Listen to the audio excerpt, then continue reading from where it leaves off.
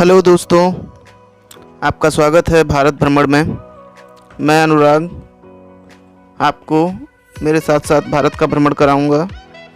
दोस्तों, हमें जब भी शहर की भाग दौड़ भरी ज़िंदगी में थकान सी महसूस होने लगती है तो हम प्रकृति की तरफ चल देते हैं। दोस्तों, मेरे इस चैनल के माध्यम से हम आपको भारत के खूबसूरत प्राकृतिक, धार्मिक और सांस्कृतिक स्थानों का भ्रमण कराएंगे। आज हम आपको ऐसी ही एक खूबसूरत प्राकृतिक स्थान पर लेकर चल रहे हैं। मेरे लिए भी ये बहुत ही खूबसूरत एक्सपीरियंस रहेगा और हम चल रहे हैं भारत के महाराष्ट्र राज्य के नासिक ज़िले में स्थित त्र्यंबक गांव में। त्र्यंबक गांव में महादेव का 12 ज्योतिर्लिंगों में से एक त्र्यंबकेश्वर ज्योतिर्लिंग स्थित है, जिन्हें त्र्यंबकेश्वर के नाम से जाना जाता है। त्र्यंबकेश्वर पश्चिमी घाट के ब्रह्मगिरी पर्वत के नीचे स्थित है। ब्रह्मगिरी पर्वत जहाँ से गोदावरी नदी का उद्गम होता है। हमारा सफ़र मुंबई से शुरू हुआ, जैसा कि आपने देखा ही वीडियो में, और हम अभी चल दिए हैं त्र्यंबक की ओर। त्र्यंबकेश्वर जाने के लिए आप नासिक तक बाई ट्रेन या बाई बस जा सकते हैं, और नासिक से आप बस कर सकते हैं। बस के साथ साथ आप ऑटो से भी जा सकते हैं। ज़्यादा से ज़्यादा 30 से 35 किलोमीटर है और 1 घंटे में आप ये यात्रा ट्रेवल कर लेंगे।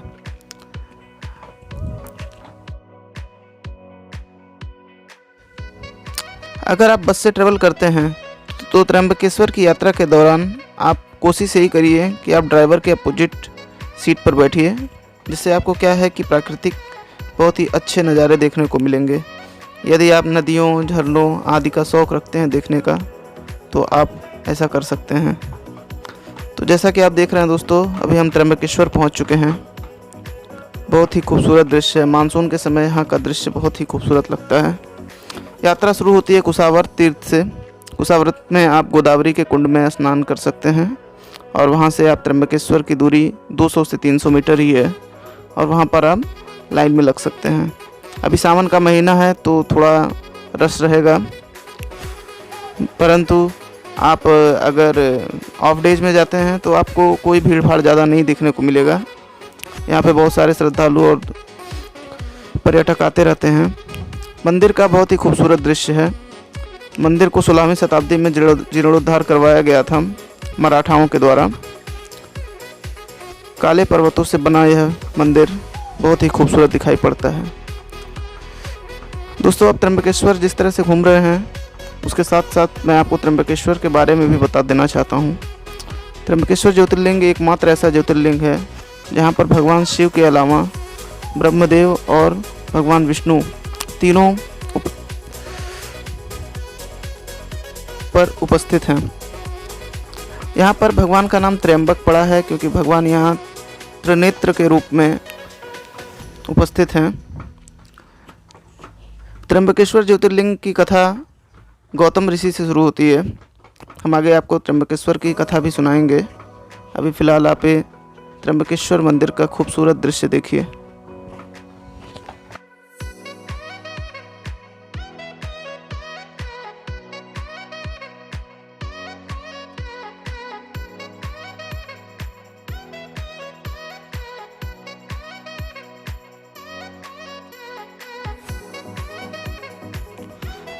त्र्यंबक से दोस्तों हम आगे ब्रह्मगिरी पर्वत की ओर चलेंगे। ब्रह्मगिरी पर्वत पश्चिमी घाट का एक सर्वोच्च शिखर वाला पर्वत है, और इसी पर्वत से गोदावरी नदी, जिसे दक्षिण की गंगा कहा गया है, उनका उद्गम हुआ है।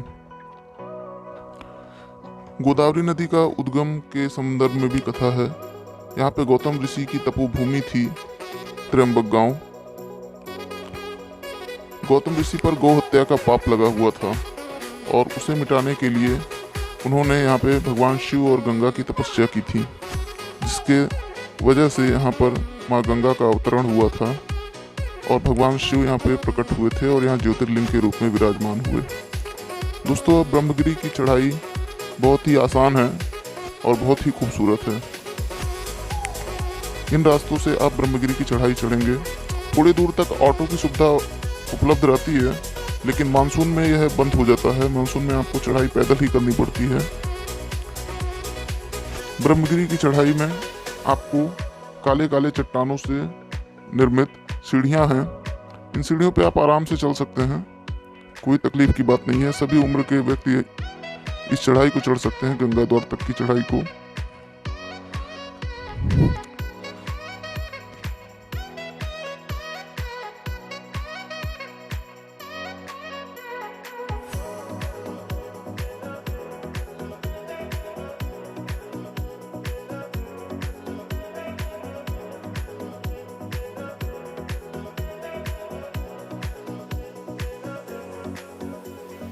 हम लोग काफ़ी ऊंचाई तक चढ़ चुके हैं।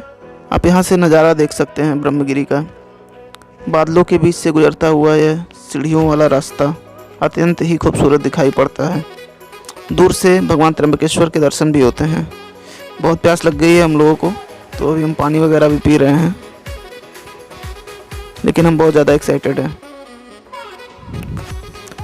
आपको रास्ते में बहुत सारे छोटे छोटे झरने देखने को मिलेंगे। मानसून के समय अगर आप त्र्यंबक आते हैं तो यह सबसे आपका खूबसूरत एक्सपीरियंस रहेगा। दूसरे दिनों में भी आप आ सकते हैं, लेकिन मानसून के दिनों में जो जलप्रपात वगैरह यहाँ पे दिखाई पड़ते हैं, उससे मन अत्यंत ही प्रसन्नचित्त हो उठता है।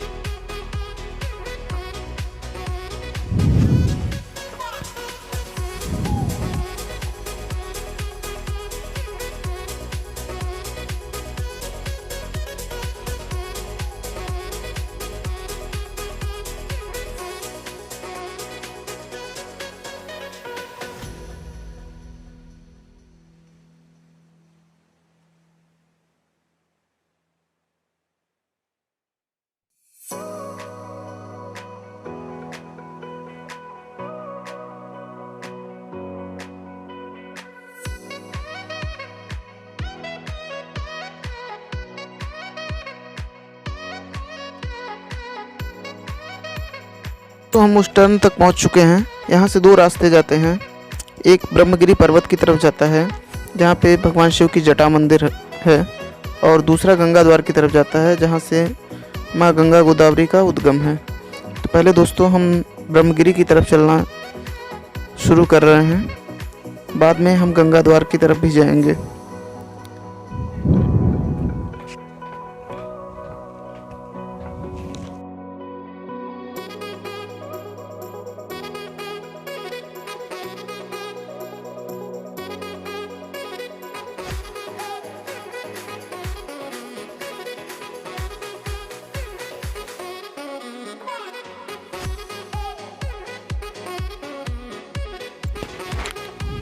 यहाँ से दोस्तों हम ब्रह्मगिरी की तरफ मुड़ जाएंगे। आप देख सकते हैं ये रास्ता, यहाँ पर ये बोर्ड भी लगा हुआ है। सामने गंगा द्वार की तरफ जाता है, और यहाँ से आप टर्न करेंगे। ये थोड़ा कच्चा रास्ता है और ये ब्रह्मगिरी की तरफ ले जाएगा।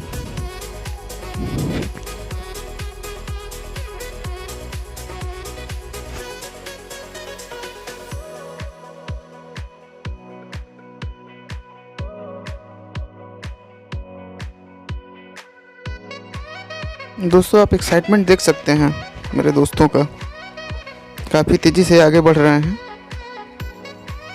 ब्रह्मगिरी के बारे में बता दूं दोस्तों, यह समुद्र तल से 1298 मीटर ऊंचाई पर स्थित है। पश्चिमी घाट का बहुत सारे ऐसे शिखर हैं, उनमें ये बहुत ही एक ऊंचा शिखर है। ऊपर से नज़ारा बहुत ही शानदार दिखता है, आप देख पाएंगे आगे वीडियो में। अभी हम धीरे धीरे ब्रह्मगिरी के चढ़ाई की तरफ आगे बढ़ रहे हैं। आगे कुछ दूर चलने के बाद फिर से सीढ़ियाँ आ जाएंगी।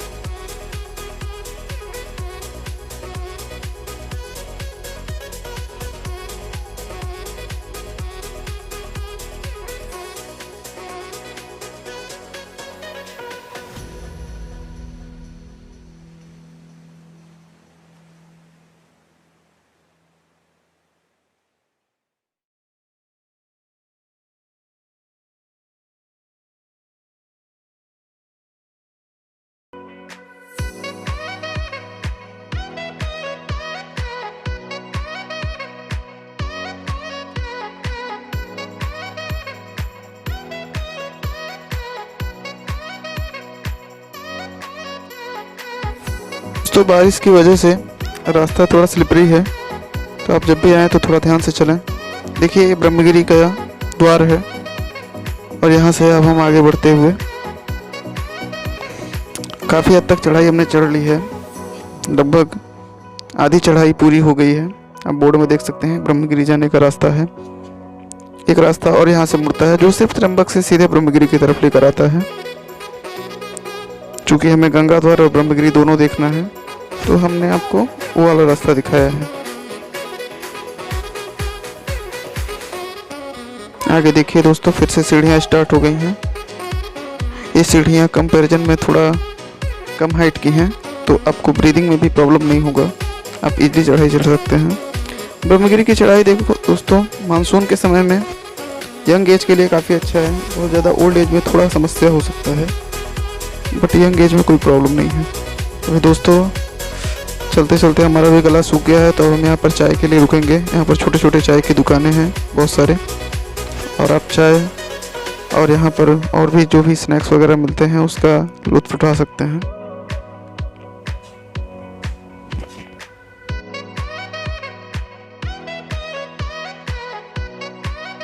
के साथ चाय पीने का एक अलग ही अनुभव होता है। आप कभी भी पहाड़ों पर जाएं तो चाय ज़रूर ट्राई करें। बारिश की बूंदों के साथ चाय और भी ज़्यादा मीठी और स्वादिष्ट लगती है। आप ये तीनों पर्वत देख सकते हैं, झरने देख सकते हैं, किस तरह यह प्रकृति का अद्भुत नज़ारा आपको देखने को मिलता है। आप दोस्तों एक बार ब्रह्मगिरी ज़रूर जाएं, आपको बहुत ही अच्छा अनुभव होगा। आप व्यूज़ देख सकते हैं, हम काफ़ी हाइट तक आ गए हैं। यहाँ से अभी नीचे ज़्यादा साफ दिख नहीं रहा है, फॉग बहुत सारा हो चुका है और ये चढ़ाई हमारी आगे बढ़ती हुई देख रहे हैं। सीढ़ियों से किस तरह से पानी की धार बहती रहती है और हम अच्छी खासी यहाँ चढ़ाइयाँ चढ़ सकते हैं। सीढ़ियाँ लंबी लंबी नहीं है यहाँ पे, बट केयरफुली चढ़ने की ज़रूरत है, थोड़ा स्लिपरी है बारिश की वजह से। दोस्तों इस यात्रा का असली आनंद बारिश के समय में ही आता है।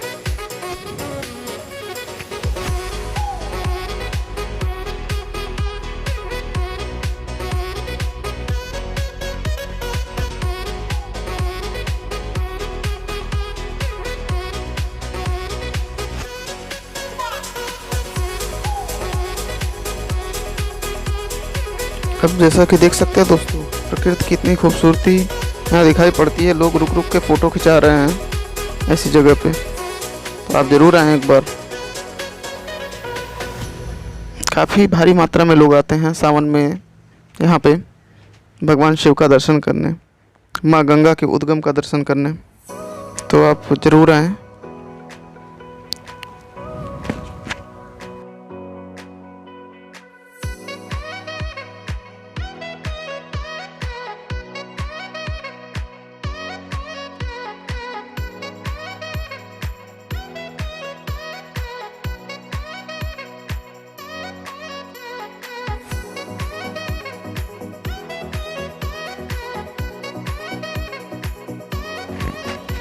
आप दोस्तों खूबसूरती देख सकते हैं नेचर का।